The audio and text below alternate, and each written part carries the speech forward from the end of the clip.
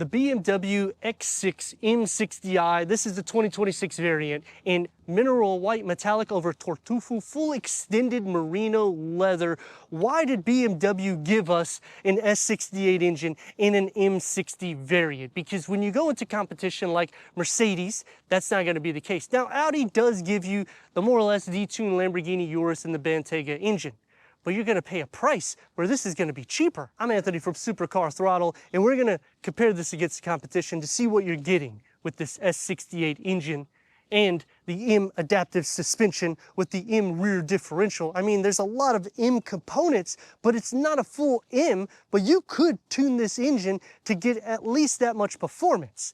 Now, when you put all this into content, we're at over $113,000 price. We have ticked the box to a lot of features, but because I have them in my hands, I probably would tick a lot of them, because you're gonna have the shadow line trim, the shadow line lights, LED headlights at daytime runnings. That's part of the M Sport Professional package that we have ticked. 8.5 inches of clearance, which is better than the base model.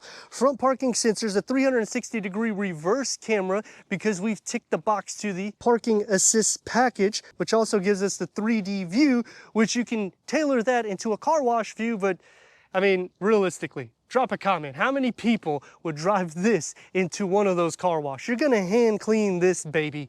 The front is gonna keep the aggressive style with the kidney grille with the matte black surrounding the gloss black inserts. The lower is gonna be opened up, but it has an active grille. It goes into the air pocket, so I like the dynamic stance, and it needs that because all that air is gonna feed that S68, which is a 4.4 liter V8 BMW M powered turbocharged, which is a twin turbo, producing 523 horsepower and 553 pound-feet of torque, paired to an 8-speed Steptronic automatic transmission, achieving 17 mpgs for the city, 22 mpgs for the highway, reaching 60 at 4.2 seconds. The top speed goes up to 155 miles per hour. Now, when we put this in specs against the full M, you're about 22 miles per hour slower. You're about 0.5 to 0.2 seconds slower to the 0 to 60. But even with that said, the savings you're getting, and this is near fully loaded, have you? I'm sure you could tick the box to some more things because this is not a premium color, so you're not paying for that. The M, you're going to be paying at least another $20,000. At that point, it doesn't make sense. But what does make sense is the deal or steal that you're getting in performance. Because a Porsche Cayenne Coupe GTS, I mean, that's going to be $30,000, $40,000, maybe $50,000 more than this, depending on what the dealership puts and features. And it's not going to be comparable to the features that we're showcasing.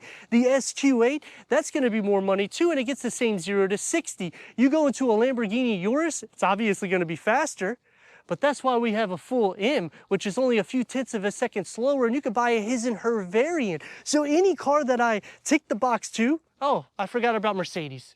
Go into a 53 variant, it's going to be slower. Go into a 63 variant, you're going to spend 20 grand more. You might as well get the M. Doesn't make sense to me, because that's what BMW is giving you. Performance and luxury, and yet you're not sacrificing so much with the drive, because when you go into a full M, one thing to take in consideration, it's going to be a lot more rigid than this, whereas this is going to be more of a daily use vehicle. So if you have the dough, go ahead and get the M. It's fun. By all means, it's one of my favorite vehicles in class. But this is something you could daily, because the seats are a little bit more comfortable also. We have these upgraded 22-inch Y M bi-spoke colored wheels. And that M Sport Professional package gives us the red brake calipers, which gives us 4 pistons in the front, a single floating caliper in the rear. I mean, spec-wise, the car speaks for itself. That's what you're getting. You don't have to really go all out when you're talking about an M60 variant. It really isn't an M Sport. It's really almost a true M. And the beauty behind the X6 opposed to the X5, because it's going to be the same exact specs, is you get this coupe style, which does make it look a little bit more aggressive, and it does give competition against all of the coupe SUVs. I personally like the SQ8 and the RSQ8 a little bit better with the styling profile, but the front of this and what you're getting overall as a package, I like a little bit better. The rear gets the trunk lip spoiler in the gloss black, LED taillights, the lower gets the gloss gray, parking sensors, you already know about the 360 camera. We already got the tow hitch cut out, which is up to 7,200 pounds of towing. Most people aren't going to tow with this, but the fact that I can, and I have a good payload, and I can take it on the track, and I can tune it, there's so many things you could do. I mean, would you pick it?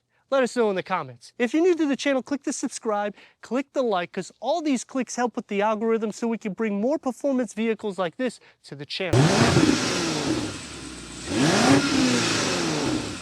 What's a review without Sport Plus?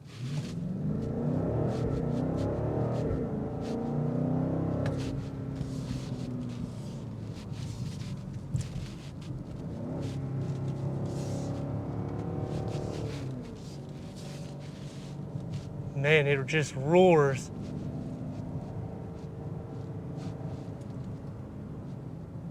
And we have rear axle steering, which also helps with basically giving us a 50-50 weight distribution. So, I mean, you're getting all this power, a near 50-50 weight distribution already.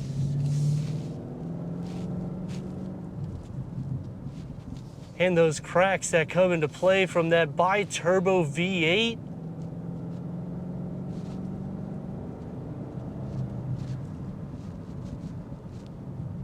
I want to just keep feeding it.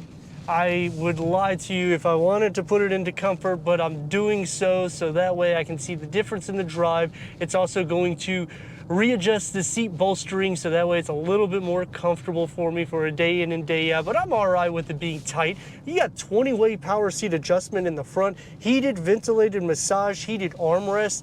I mean, luxury is more than taken care of for the daily. Performance is taken care of for the weekend. It's literally the blend of, or best of both worlds. Even in just a comfort mode, the exhaust filters in, so I appreciate that. Because I don't really want to hear the outside road noise because I've upgraded the wheels. But the fact that we're so high up with clearance, and it's more or less a box structure in the front, and we have all these aerodynamics, it really just blows it out of the water.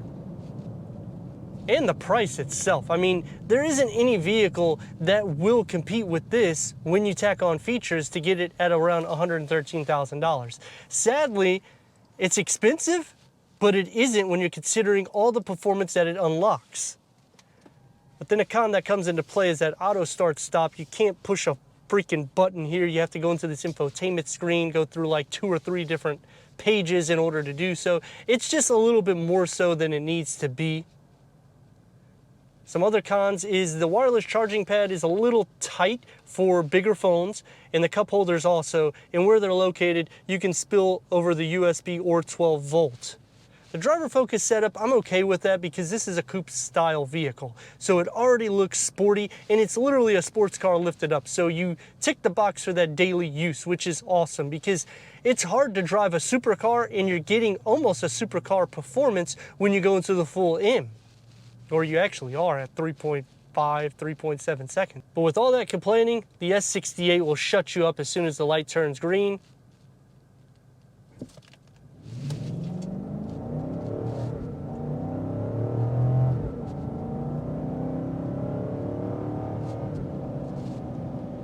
And that's what you're getting, quick speeds with the exhaust that filters in. Plus you have the adaptive cruise control, lane keeping assist, steering assist, massage seats. Comfort is just wow. And every time I review this car, it's really hard to give the keys back. And the reason being is because it's not just a sweet spot vehicle, but it's everything blended in. I mean, I want luxury, so I'm getting it. I want technology, I'm getting it. I want performance, I'm getting it. I need something for the family, I'm getting it. That doesn't happen in the sports car world. That's why these SUVs are kind of taking over the market. And unfortunately, I personally like cars better because the way they sit, it just feels a little bit better for me. I purposely went over those speed bumps or holes in the ground, but that way you can see that with these wheels you'll feel the imperfections, but it's not a significant different than the standard wheels that come with it. And with the rear axle steering, the turn radius at a stop point, look how tight it is. 1 in a part lane. Let's rock and roll.